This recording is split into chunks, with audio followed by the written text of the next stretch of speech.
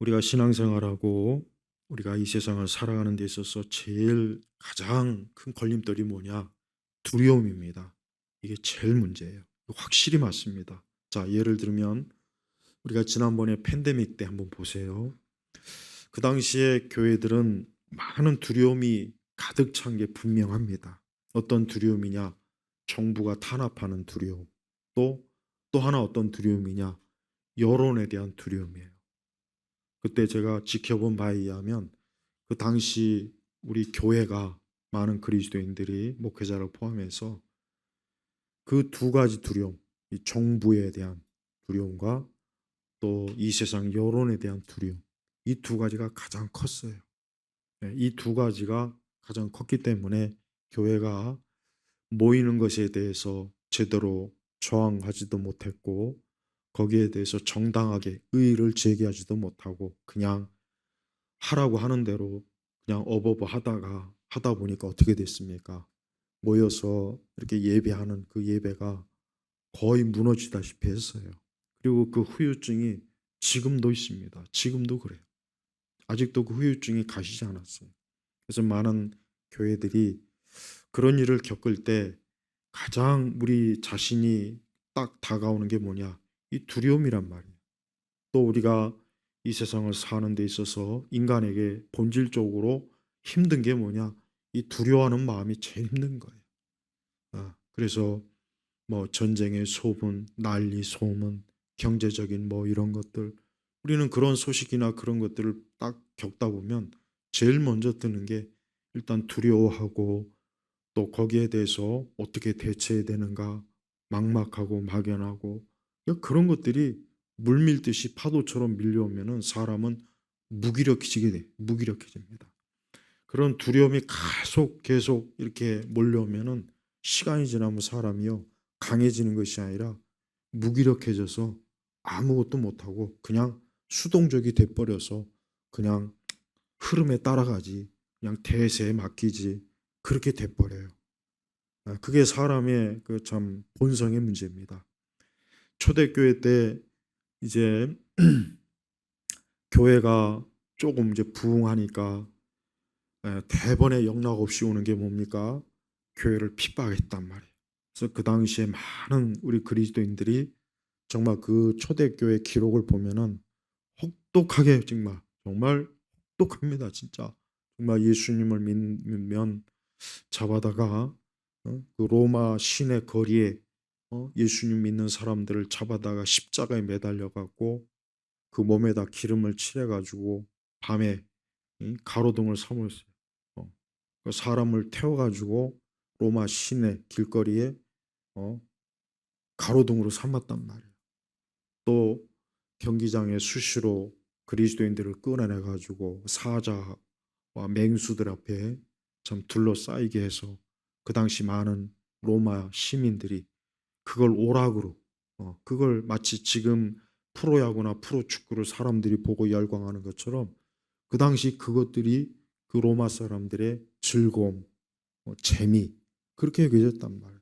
그러니까 그 당시에 그 로마 시대 때 기독교인들은 정말 어딜 가나 핍박을 받고 조롱거리가 되고 무시를 당하고 이루 말로 닿을 수 없는 엄청난 좀 해를 많이 입었습니다.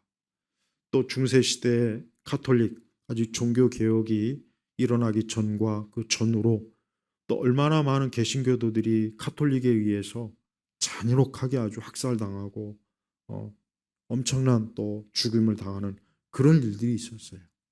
그런데 그 시대의 그리스도인들도 우리와 똑같은 사람입니다. 그들이라고 해서 두려움이 없겠습니까?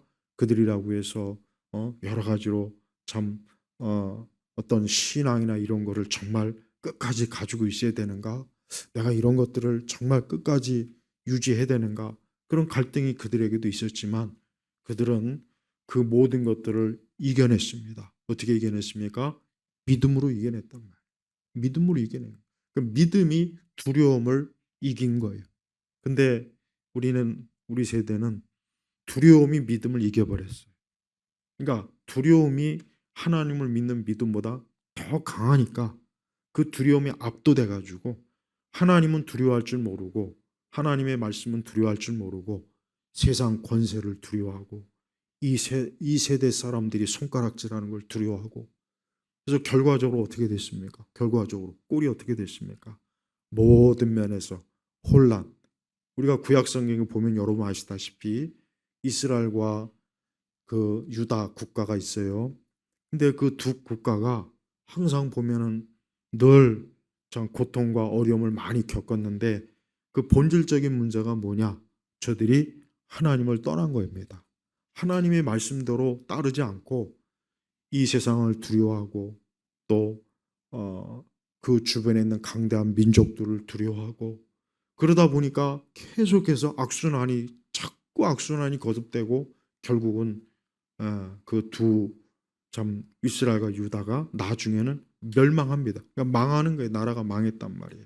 왜 그러느냐? 다른 것이 아니라 저들이 하나님을 두려워하는 것이 아니라 세상을 두려워했고 세상의 불신앙의 세력을 두려워해서 그러는 거예요.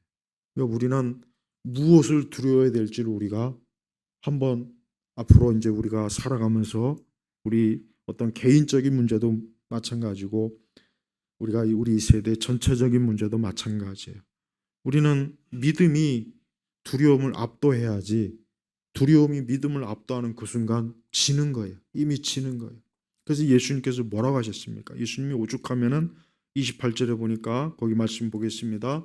몸은 죽여도 영혼은 죽일 수 없는 자들을 두려워하지 마라. 오히려 영혼과 몸을 능히 지옥에 멸망시킬 수 있는 분을 두려워하라. 자, 우리 예수님도 우리 사람이 두려움에 압도되면은 자칫하면 믿음을 부인하고 자칫하면 신앙을 떠나고, 예수님도 그걸 다 알고 있는 거예요. 그래서 예수님께서 오늘 이렇게 말씀하신 이유가 뭐냐? 정말 두려워할 분이 누군지 아느냐? 두려워할 분은 하나님이라는 거예요. 진짜 하나님을 두려워해야지 하나님이 얼마나 두려운 분지를 모르느냐. 그러면서 몸은 죽여도 영혼을 죽일 수 없는 자들을 두려워하지 마라 그랬단 말이에요. 그래요. 몸은 죽여도 그렇습니다. 우리의 신앙과 믿음에 대해서 이 세대는 또 세상은 우리를 죽일 수 있고 우리를 없앨 수 있고 어떻게든지 뭐라고 하려고 할 거예요. 하지만 예수님이 뭐라고 했습니까? 영혼을 죽일 수 없는 자들을 두려워하지 마라 그랬습니다. 아무리 세상 정부 권력이나 이 세상의 많은 사람들이 우리 성도들을 핍박하고 우리에게 모욕을 주고 우리를 여러 가지로 해방해도 그들은 우리의 영혼은 건들 수 없는 거예요. 우리의 영혼은 손을 댈 수가 없다는 거예요.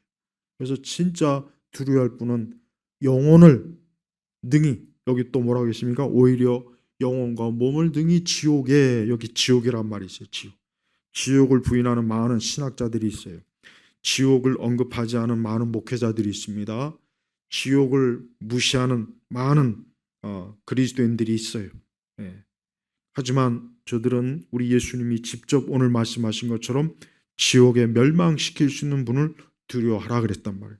예수님이 하신 이 지옥이란 말은 상징적으로 말한 게 아닙니다. 그냥 예수님이 겁주려고 한 말이 아닙니다. 진짜 장소적 지옥을 얘기하는 거예요. 이 장소적 지옥. 그러니까 이 지옥이라고 하는 것이 실제 있는 곳을 하나님께서, 우리 주님께서 직접 지칭해서 말씀하신 것.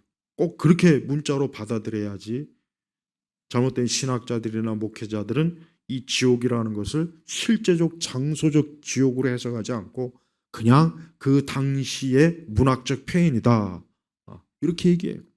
제가 저번에도 얘기했죠. 이런 유튜브나 이런 데 보면은 기독교 신앙에 대해서 이상하게 얘기하는 신학자들이 종종 나와서 헛소리를 해요. 목사들도 나오고 아주 그냥 때려주고 싶어요. 제가 어디서 저것들이 일반 신자들을 얼마나 무시하고 지들이 마치 뭐나 되는 것처럼 앞에 나와서 아주 제잘제잘 되더라고요. 확 그냥 아주 입을 그냥 그거 다 거짓말이에요. 거짓말.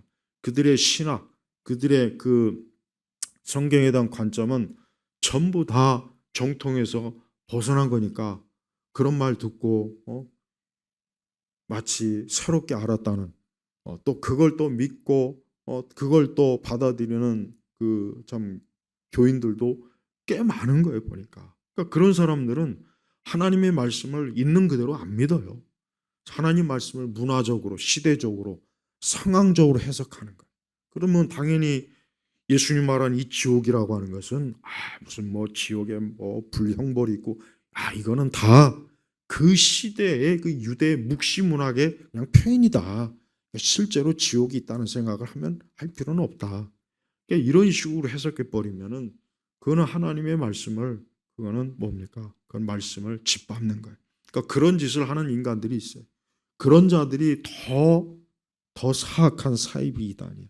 아예 드러내놓고 사이비 이단 짓을 하면은 야, 쟤들은 이단이구나 하고 알 수 있지만 이것들은 정통을 가장해가지고 자기가 무슨 뭐 신학대 교수라는 둥, 자기가 무슨 뭐 큰 교회 목사라는 둥, 꼭 그런 식으로 타이틀을 내세워가지고 나와서 제잘제잘 거리니까 많은 사람들이 그만 껍데기 건의에 그만 눌려가지고 저들이 하는 말이 맞겠구나.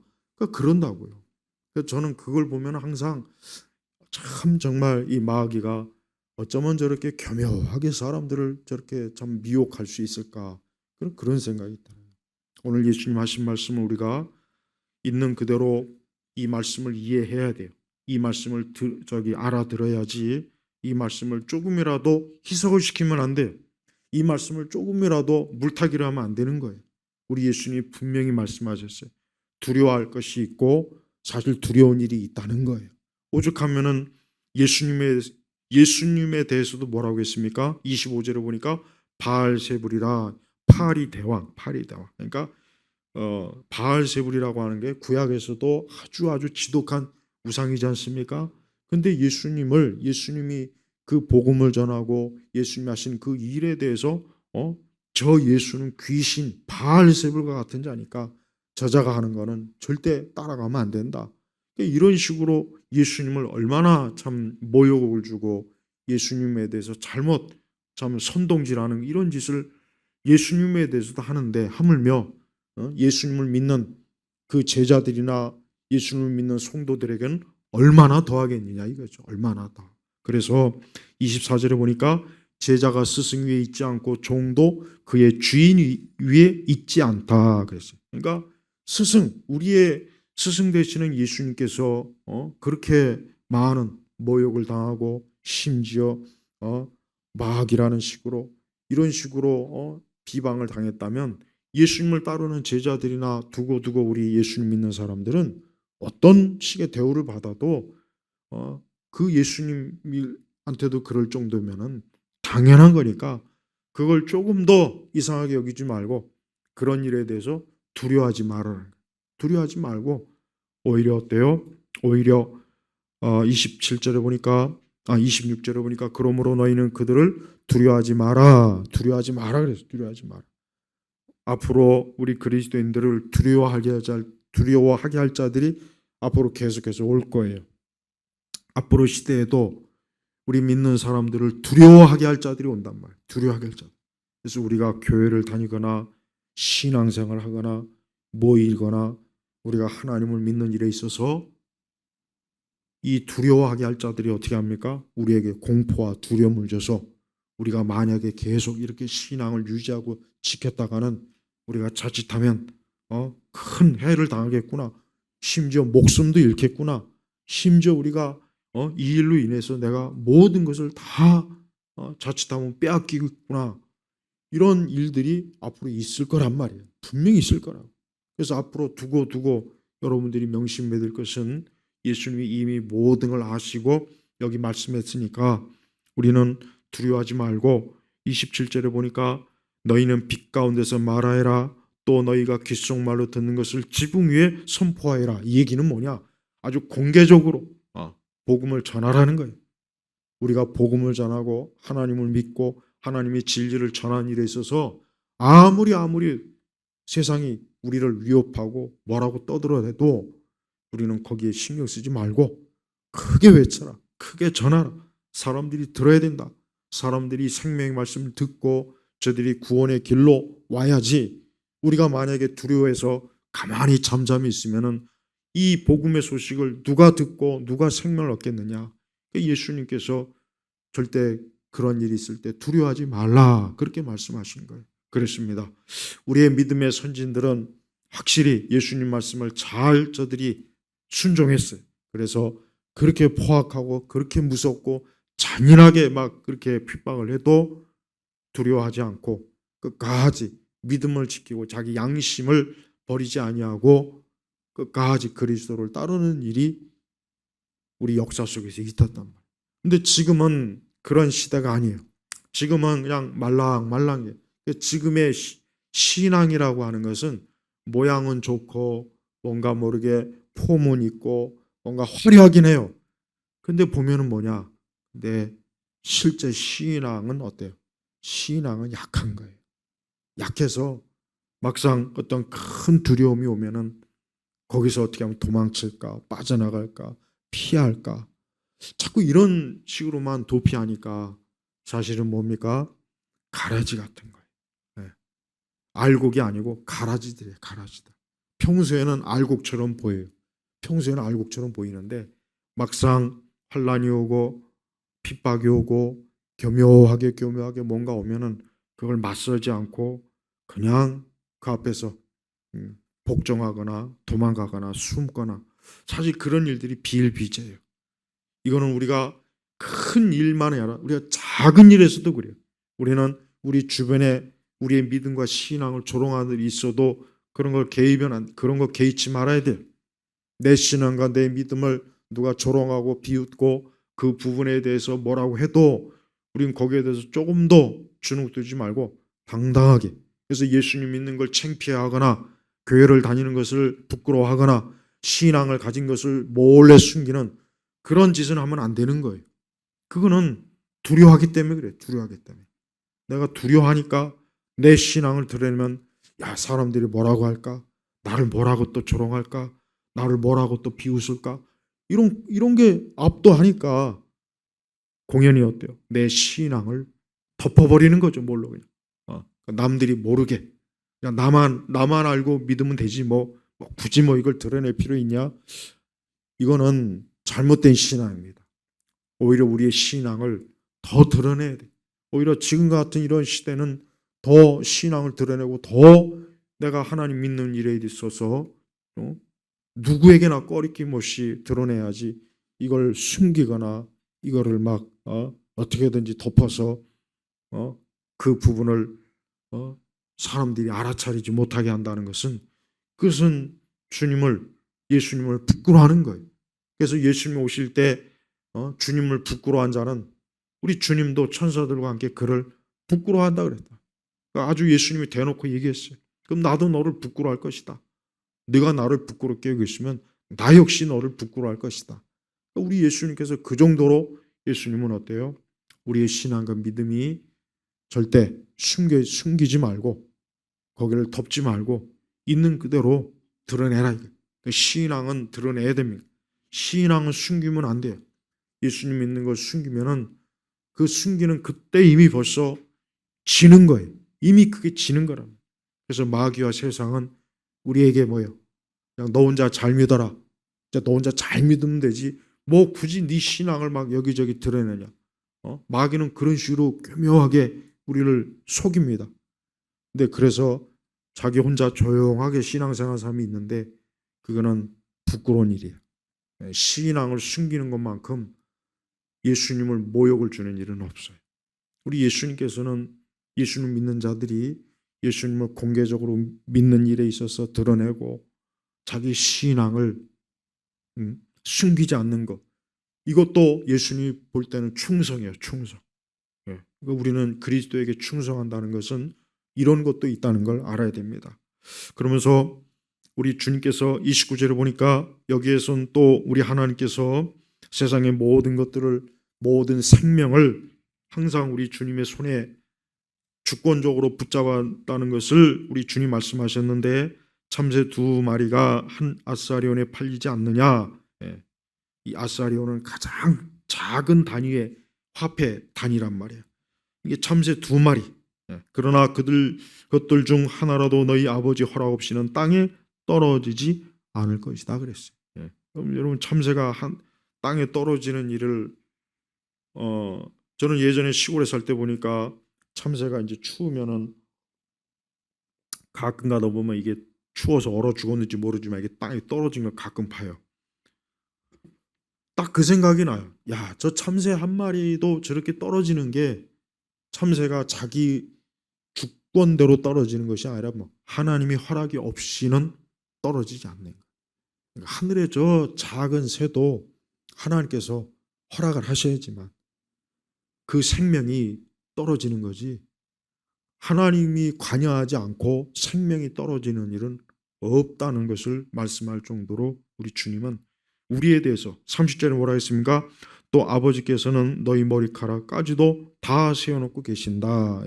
우리 여성분들 아침 저녁으로 이렇게 막 빗질할 때 머리카락 많이 나오죠. 그럴 때마다 이 말씀을 생각해요.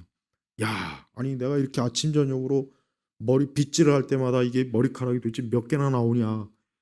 우리 그런 거 안 세잖아요. 뭐 혹시 세는 분이 있습니까? 뭐 세든 안 세든. 근데 하나님은 그걸 뭡니까? 여기 너희 머리카락까지도 다 세워놓고 계신다. 이 말씀은 뭐냐? 하나님께서는 세세하게 우리 모든 우리 믿는 성도들에 대해서 어때요? 다 알고 계신다는 거예요. 사실 머리카락 뭐 떨어지고 안 떨어지고가 뭐 이렇게 크게 중요한 문제는 아니잖아요. 그런데 이런 것까지도 하나님께서 이렇게 관여하신다면 나머지 것은 얼마나 더 하나님께서 이 모든 걸 아주 철저하게 주님이 지켜보시겠냐 이거예요. 그래서 31절에 뭐라 했습니까? 그러므로 역시 또 같은 말씀이야. 두려워하지 마라. 지금 두려워하지 마라 말씀을 지금 3번인가 지금 반복하신 것 같아요. 제가 지금 이렇게 세보니까 두려워하지 마라. 두려워하지 마라. 너희는 많은 참새들보다 뭐라 했습니까? 더 귀중하다. 귀중하다. 그래서 26절에 그러므로 너희는 그들을 두려워하지 마라. 28절에 지옥에 멸망시킬 수 있는 분을 두려워하라. 두려워할 것과 두려워하지 말 것을 딱 어때요? 구분해 주신 거예요. 근데 우리는 거꾸로 하고 있어요. 거꾸로. 아까 제가 얘기했죠. 하나님을 두려워하지는 않으면서 이 세상은 두려워하고 사람은 두려워하고 세상 권세자는 두려워하고 그러다 보니까 교회가 숨도 못 쉬고 가만히 잠잠히 있는 걸 보면은 과연 아니 이러면은 우리가 성경에 그 많은 믿음과 신앙으로 해서 핍박받은 그들은 무엇이며 역사 속에서 예수 그리스도를 믿는 것 때문에 정말 화형에 처해지고 정말 이루 말로 닿을 수 없는 그 엄청난 좀 해를 당한 그들은 도대체 뭔가? 그들이 우리를 볼 때 어떻게 생각할 것인가? 사실 그런 생각이 들어요. 그래서 예수님은 절대 그러므로 두려워하지 마라. 두려워하지 마라 그랬어요. 왜? 이 두려움은 한번 두려움이 딱 들어오기 시작하면은 그때부터는 이 두려움이 우리를 쥐고 흔들어요. 쥐고 흔든다. 이 공포나 두려움이 한번 들어오면은 그때부터는 이게 우리를 막 좌지우지하고 거기에 노예가 돼버리는 거예요. 그래서 성도는 세상을 살아갈 때 담대함이 있어야 돼요. 담대함이 사실 필요합니다. 이 담대함이라고 하는 것은 우리에게서 나온 것이 아니라 그것은 내 안에 계신 하나님의 영이 우리로 하여금 담대하게 해주시는 거예요. 그래서 사도들도 예수님의 복음을 전하다가 재판장에 끌려가고 그랬지만 바울도 담대하게 또 베드로도 담대하게 복음을 전했지 않습니까? 그들은 왜 그렇습니까? 그들은 자기와 함께 있는 하나님이 더 강하시고 하나님이 모든 권력의 권세의 주인이시기 때문에 사람 앞에서 저들은 겁을 내거나 두려워하거나 그걸 피하려고 하지 않았던 거예요. 그래서 지금은 우리 세대가 이렇게 정말 이렇게 말씀이 여기 이렇게 있지만서도 막상 이런 일을 겪으면 두려워하는 거예요. 빠져갖고 아무것도 못하고 그냥 가만히 있게 되는 거예요. 여러분 이게 그냥 아무것도 아닌 것 같습니까? 아니에요. 이 문제는 반드시 하나님께서 짚고 넘어갈 거예요. 저는 하나님께서 하나님을 두려워하지 않고 세상을 두려워하는 것에 대한 그 대가를 저는 분명히 교회가 치르게 할 거라고 저는 생각이 돼요. 반드시 그렇게 할 거예요. 그래서 진짜 누구를 진짜 두려워해야 되는지를 하나님이 알려주실 거라고 여겨져요. 아직도 이 일에 있어서 솔직하게 이 일에 있어서 솔직하게 이런 걸 공개적으로 회개한 그 말을 난 들어본 적이 없어요. 우리가 저 사악한 문 정권 때 저 국가의 권력 앞에서 벌벌 떨고 모이기를 패하고 그 시간에 근데 그게 얼마나 긴 시간이었습니까? 그 긴 시간 동안 교회가 예배당이 텅 비어 있고 하나님을 예배하는 찬송이 사라져 버리고 모여서 기도하는 기도가 사라져 버리고 그럴 때마다 우리 성령 하나님께서는 얼마나 탄식을 했겠습니까? 왜 누구 한 사람 나와 가지고 우리가 이 세상에 여러분 요즘 백신 질병청에서 최근에 발표한 거 여러분 이제 다 아시죠? 이 곰팡이가 있고 온갖 이물질이 있어 갖고 그거를 엄청나게 많은 사람이 그걸 알면서도 그걸 방관하고 방치하고 멧돼지 같은 여자가 그냥 수장 그 멧돼지 누굽니까? 정모라고 어? 어떻게 그렇게 사람이 잔인합니까? 지는 안 맞은 것 같아 보니까 그 보건부 직원들은 그 제대로 맞지도 않은 것 같더라고 내가 보니까 지들은 안 지들 가족들은 안 맞으면서 일반 국민들은 그걸 맞춰갖고 얼마나 많은 사람이 지금 죽었습니까? 지금 아직 통계 제대로 안 나왔는데 여러분 그 백신 그거 맞아가지고 지금 죽은 사람이 한두 명이 아니고 급사한 사람이 한두 명이 아니고 앞으로도 그것 때문에 암이나 급사나 심장 갑자기 심장이 멈춰서 죽거나 그것도 급사하니까 어쨌든 이래저래 해서 죽을 사람이 앞으로 얼마나 되겠냐고 한번 생각을 해봐요. 근데 많은 교회들이 이걸 맞아야 빨리 우리가 뭐 예배를 회복한다는 교인들을 그런 식으로 사지에 몰아넣는 게 그것도 정상이 아니잖아요. 그렇게 급조된 백신 세상에 어떤 무식한 사람이 아무리 백신에 대해서 몰라도 백신은 최소한 10년 이상은 걸려요. 한번 개발하면 최소한 온갖 임상 실험 다 해야 되고.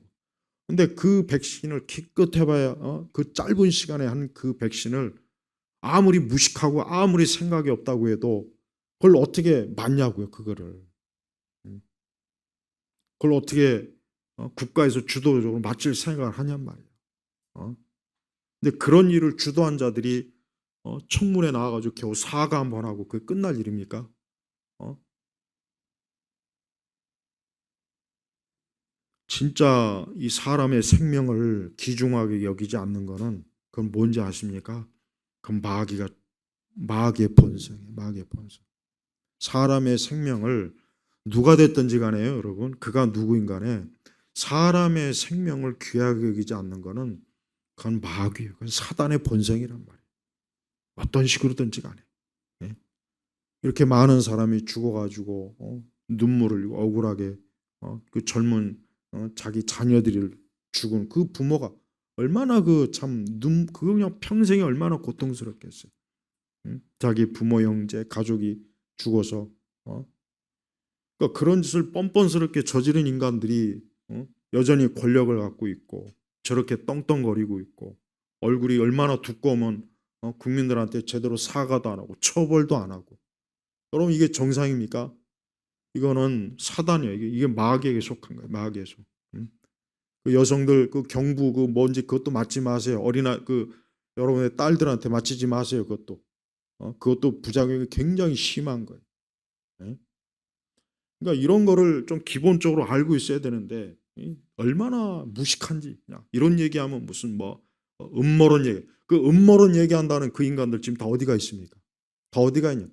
특히 의사들 그때 백신 맞으라고 공개적으로 떠든 의사들 지금 어디가 있습니까? 그 인간들 다 얼굴 드러내놔야 돼. 그 인간들이 사람을 죽이는데 아주 그냥 1등 공신들이에요. 1등 공신들. 예. 앞으로도 그것 때문에 죽을 사람 많이 있어요. 특히 심장마비. 특히 심장마비. 이건 분명히 공식적으로 이거는 결과가 발표된 거예요. 백신이 이 심장마비의 주요 원인이라는 거. 이거 분명히 공식적으로 얘기한. 그러니까 더 이상 우리가 제가 이전에도 그랬지만 그렇게 많은 얘기했던 거 다 하나도 음모론이 아니고 다 사실이었어. 응? 그래서 이번에 감사원에서도 발표했지 않습니까? 1200만 그 도스인가? 그걸 그냥 그 국민들한테 이렇게 맞춰갖고 그 몸에 그렇게 여러분 요즘 우리나라 사람들 얼마나 건강을 이렇게 중요하게 여깁니까? 그렇게 막 건강 뉴스, 건강 관련 그런 것도 얼마나 많습니까? 근데 그거 다 하면 뭐 하겠어요? 그 오염된 백신 한두 번 맞고 그냥 뻑 나가 떨어지면 끝나는 거. 그러니까 우리 성도들은 그런 부분에 있어서 예수님이 뭐라고 했습니까? 뱀처럼 지혜로워라 그랬잖아요. 뱀처럼 지혜로워라. 어, 비둘기처럼 우리의 신앙을 잘 지는 것도 좋은데 뱀처럼 지혜로워야지. 잘못하면 속거든요. 속고 세상 정부 거짓말에 속아가지고 정부가 하는 거니까 뉴스에서 나왔으니까 별일 없겠지. 왜 그런 말은 그렇게 잘 믿는지 모르겠어요. 그러니까 예수 우리 교회 다니는 사람들도 성경 말씀은 그렇게 설교를 해도 안 믿는데 방송에서 아나운서가 몇 마디 쏙닥거리면 그건 그렇게 잘 믿더라고요. 그러니까 교회 다니는 사람들 내가 보니까 하나님 말씀은 잘 안 믿어요. 근데 세상에서 누가 말하면 그걸 잘 믿어요. 그거를. 응? 예수님 뭐라 그랬어요? 응? 오늘 예수님 하신 말씀도 우리도 예수님 말씀을 믿어야지. 하나님 말씀을 믿어야지. 하나님을 두려워해야지. 우리가 하나님 말씀만 믿고 하나님 두려워하지 않으면 그게 얼마나 우리 자신에게 재앙이 큰지를 꼭 알아야 돼요. 앞으로 오는 세상은 더 끔찍하고 더 무서운 세상이 될 거예요. 두고 보십시오. 앞으로 우리의 신앙과 믿음을 더 공개적으로 압박하고 쪼이는 일들이 많을 겁니다. 그래서 우리가 이렇게 정말 모이는 게 정말 또 어려운 그런 시기가 올 때가 또 있어요. 또 올 겁니다. 반드시 올 겁니다. 그래서 이제 더 이상 이렇게 모여서 성도들과 함께 예배드리고 하나님을 예배하는 게 정말 어떻게 보면 불가능한 이제 자기 정말 목숨을 걸거나 그럴 때가 분명히 온단 말이에요. 그래서 계시록에 이미 다 나와 있잖아요. 마지막 앞으로 오는 시대는 너무나 참혹합니다. 그래서 창세 이래로 그런 환란이 없었다 그랬어요. 창세 이래로. 그러니까 성경에 보면 노아 홍수도 있었죠. 소돔과 고모라도 있었단 말이에요. 성경에 대표적으로. 근데 그것과는 비교가 안 될 정도의 큰 우리 믿는 사람들을 향한 핍박이 신앙을 흔들 그런 일들이 많이 있을 텐데 그래서 예수님께서 미리 주신 거예요. 그래서 28절에 몸은 죽여도 영혼은 죽일 수 없는 자들을 두려워하지 마라. 오히려 영혼과 몸을 능히 여기 능히라 그랬어요. 영혼과 몸을 능히 지옥에 멸망시킬 수 있는 분을 두려워하라 그랬단 말이에요. 그러니까 우리가 진짜 두려워할 분은 하나님이에요. 주님이에요. 근데 이 믿음이 이게 약한 거예요. 그러니까 눈에 당장 보이는 그 앞에서는 우리가 막 두려워하는데 하나님은 눈에 보이지 않으니까 이 보이지 않는 분을 이 두려워하면서 믿는 게 이게 너무 힘든 거예요. 그러니까 우리 성도들이 평소에 신앙과 믿음이 단단해야 돼요. 그러니까 결국은 항상 결정적인 때 신앙은 그냥 그때 나오는 것이 아니라 평상시에 우리의 신앙과 믿음이 항상 어때요? 신앙과 믿음이 단련이 돼 있어야 되는 거예요. 그래서 평소에도 항상 우리가 매사에 하나님을 두려워하고 매사에 하나님을 전부로 여기고 우리가 세상 구조나 질서나 이 세상 체제를 두려워하면 안 돼요. 근데 지금 사실 보면 다 거기에 굴복하고 살아요. 우리 그리스도인들도. 어쩔 수 없이 어떻게 보면 굴복할 수도 하는 경우도 있겠지만 근데 이게 마지막 때 이제 내가 죽고 사는 문제하고 만약에 결부되었을 때 그때는 우리가 신앙이 전부다. 믿음이 전부다. 내 영혼이 전부다. 하는 이러한 각오를 가지고 모든 걸 다 내려놓고 오직 신앙과 믿음으로 내가 하나님 앞에 살겠다. 이거는 이제 마지막 시험의 단계란 말이에요. 근데 그거를 이겨내야 돼. 그걸 이기지 않으면은 하나님은 그러한 일에 있어서 하나님께서는 이미 경고하신 대로 그리스도로 끝까지 인내함으로 쫓지 못하면은 그는 하나님 나라의 유업을 받는 것은 어려운 거예요.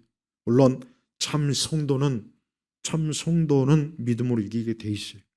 참 성도는 믿음으로 이기겠다. 어쩌면은 그런 것들은 알곡과 가라지를 구분하는 하나의 계기가 돼요. 알곡과 가라지. 우리 하나님께서는 알곡과 가라지를 꼭 구분합니다. 그걸 하지 않는 일이 없어요. 꼭 구분해서 알곡대로 가라지는 가라지대로 분명히 마지막 때 다 하나님께서 분리한다고 하시지 않습니까?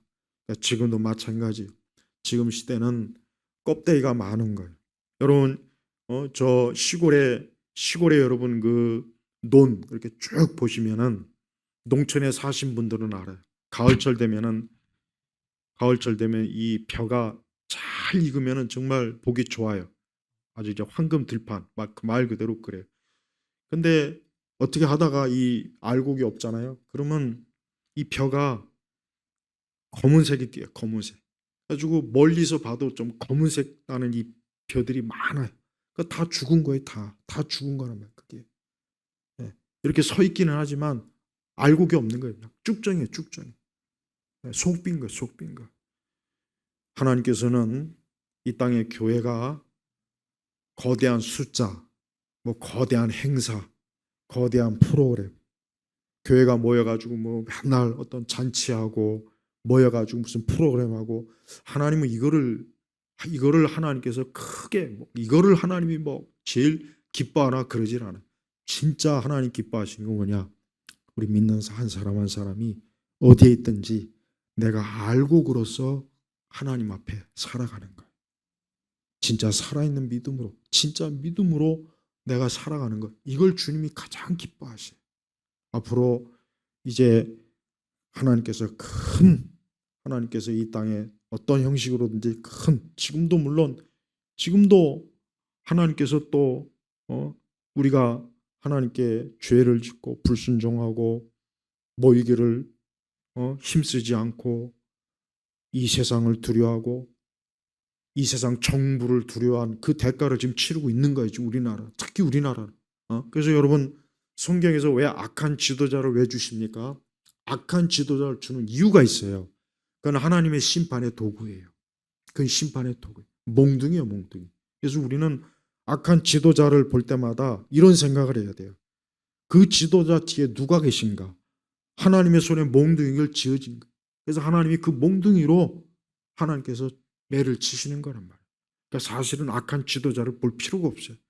그걸 누가 잡고 흔드시는가가 사실은 무서운 거란 말이에요. 그러니까 우리는 하여튼 교회가 영적으로 심각하게 이 배교하고 난 이후부터 그 이후부터 지금 우리 대한민국은 특히 대한민국은 보면은 엄청나게 많은 여러 가지 재앙이 있었어요. 재앙이 있고 재난도 있고 그럼 그게 그냥 뭐 어쩌다 보면 다 그런 거지 뭘 그걸 꼭 그렇게 결부시킬 필요가 있느냐 이런 사람도 있을 거예요. 물론 그런 의견도 제가 뭐 전적으로 뭐 부당하다고 생각하지 않지만 그러나 우리가 좀 더 영적으로 깨어 있다면 과연 그런 것들이 그냥 나타난 것이겠느냐. 왜 성경적으로 볼 때 그렇지 않거든요. 성경은 하나님께서 하나님의 교회나 하나님의 자녀와 백성들이 하나님 앞에 크게 불순종하면 그만큼 맞는 또 하나님의 채찍이 있고 내가 있고 반드시 있습니다. 구약 성경에 그런 내용이 얼마나 가득합니까? 그래서 우리가 그와 같은 것들을 그냥 보지 말고 가면 갈수록 신앙은 계속해서 쇠퇴하게 돼 있고 참 신앙은 점점 다 사라지게 돼 있고 그냥 껍데기 쭉정이들만 가득할 때가 된 거예요. 지금은 쭉정이들의 전성기예요. 전성시대. 지금은 분명히 그렇습니다. 복음도 제대로 선포 안 되고 십자가의 복음을 아예 멸시하고 또 교회 우리 믿는 사람들을 자꾸 이 땅에 초점을 두게 만들고 육적인 데 관심을 두게 해서 마치 그런 것을 도와주는 하나님을 진짜 하나님이라고 여기는 아주 이상한 시대란 말이에요. 그럴 때 오늘 우리 주님의 이 말씀은 우리를 다시 한번 크게 영적으로 각성시키는 거예요. 그래서 몸은 죽여도 영혼은 죽일 수 없는 자들을 두려워하지 마라. 오히려 영혼과 몸을 능히 지옥에 멸망시킬 수 있는 분을 두려워하라 그랬습니다. 예수님이 하신 이 말씀은 농담이 아니에요. 한번 해본 말도 아니고 진짜 앞으로 두고 이제 제자들부터가 이 말씀대로 그대로 됐어요. 그러니까 제자들부터가 사도행전에 보면은 그 제자들을 핍박하고 제자들을 재판장에 끌고 나오고 제자들이 나중에 순교하고 그렇지 않습니까?